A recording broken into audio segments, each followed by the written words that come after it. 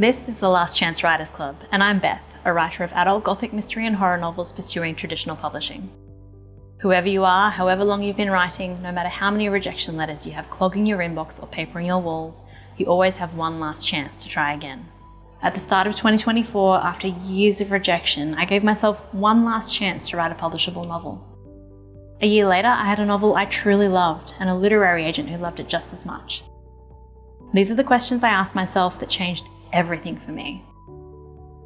What if you tested and refined your concept before you wrote your novel?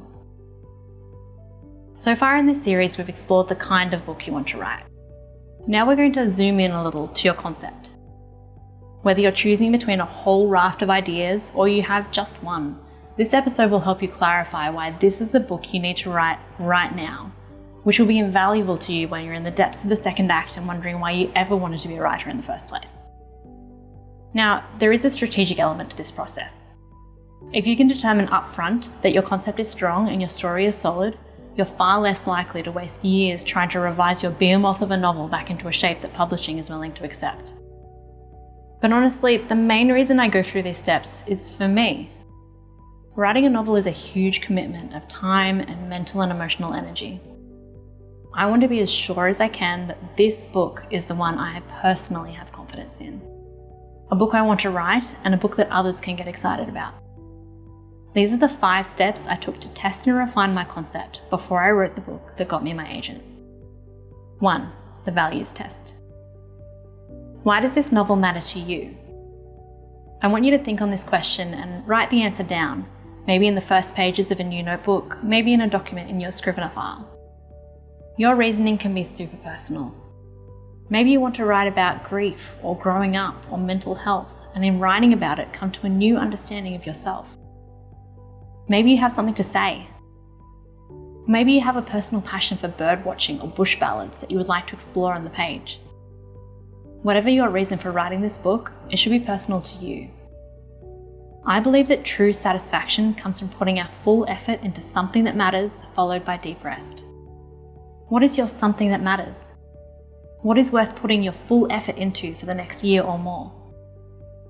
2. The feeling test. This is a test I lean on particularly when I have more than one concept vying for my attention. I decide which story to write first by thinking about how I want to feel for the next year.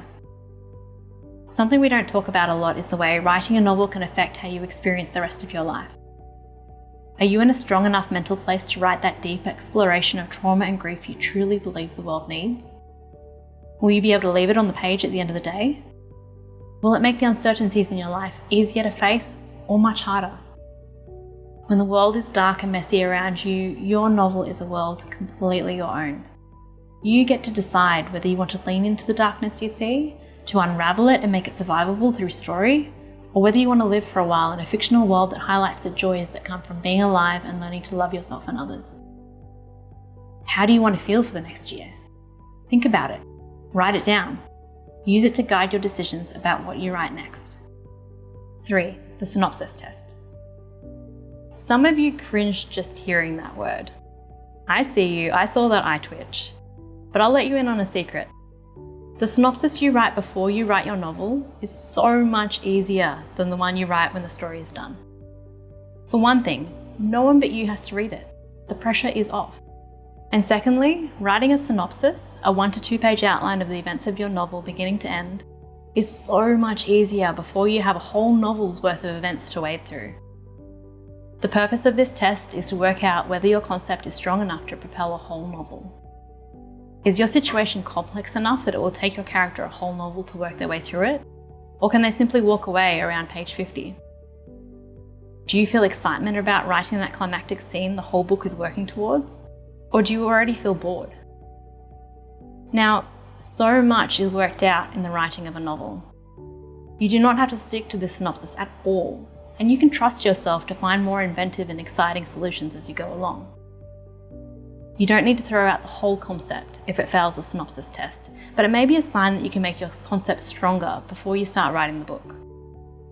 Maybe you need to make the stakes more personal for the main character. Why do they need to face this problem? What will it cost them if they walk away? Or maybe you can combine 2 different ideas into one mega concept. Almost all my novels have come from two very different ideas colliding, like some awesome celestial event, creating a brand new planet. Maybe it's your villain that needs work or your setting. Whatever it is, it's far easier to address the problem now than when you have a whole novel written. 4. The pitch test. It's one thing to get excited about a story yourself. It's another to find someone else who can get excited about it too. In the pitch test, we practice our pitch on actual readers and gauge their honest reaction as an early indicator of how the story may go in the market later. Now, there are a couple of ways you can go about this depending on your threshold for risk. You can go really small, sharing your pitch or pitches with your significant other or real-life friends, and do your best to tell the difference between genuine excitement or politeness born out of love for you. You could extend this circle to some trusted online writer friends or a critique group to see how they respond. Or you could throw caution to the wind and join a writer's hype event on Blue Sky or elsewhere. However you go about it, that excitement from potential readers can propel you through the drafting process like nothing else. On the other hand, a slew of mediocre reactions may give you an indication that your concept isn't quite there yet. Try to approach this step as objectively as you can, and as with anything, you decide how much or how little you let it affect your writing process going forward. 5. The step test. If you have 2 or 3 ideas that have passed every test and you are still stuck on which idea to write next, the step test is here for you. You've gathered all the information you can. You've thought about what you value, how you want to feel, the strength of your story, and whether your concept resonates with readers. This test is designed to access your deep intuition, that guiding force inside of you that already knows what you need to write next. What I want you to do is take a few pieces of paper and write each of your concepts down. 1 concept per paper. Then I want you to place those papers on the floor and physically step onto them one after another. You're going to feel a bit like Joey and Friends stepping onto his map of London, but instead of trying to find your physical direction, you're trying to find your internal one. As you step onto each page, imagine you're making a decision to pursue that path. What's your gut reaction to having made that decision? Does it feel right? Exciting? Or does it feel wrong in a way you can't completely put into words? Whatever it is, trust that feeling. Trust yourself. You already know what you want to do. So there you have it. By the end of this process, you should be feeling a sense of certainty around your concept. Use that, harness it, return to it in the days to come. This is the novel you were meant to write, and this is the moment to write it. You can do this. I believe in you. Please do consider liking and subscribing if you enjoyed this episode. As always, there is a worksheet available if that's how you'd prefer to work through the exercises from this episode. This is the Last Chance Writers Club.